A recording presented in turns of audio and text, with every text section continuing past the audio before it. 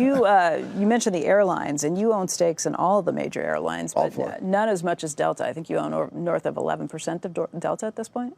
Well, right. We own our largest position is in Delta. 3 of the 4 positions are mine. 1 of the positions is one of the other fellows of the 4 positions. But we own a very roughly close to 10% of the 4 largest airlines.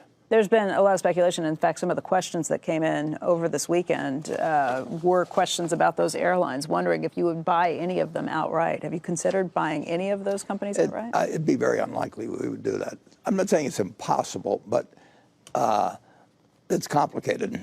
Why?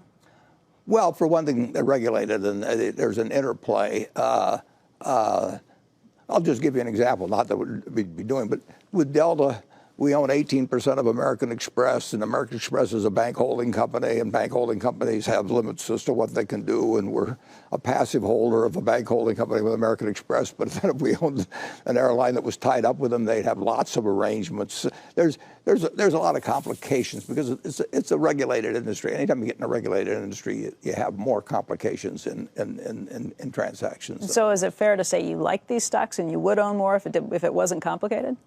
Well, to go beyond 15% in any company, we would have to go in on Hart-Scott-Rodino. I mean, there's a lot of rules as you increase your ownership.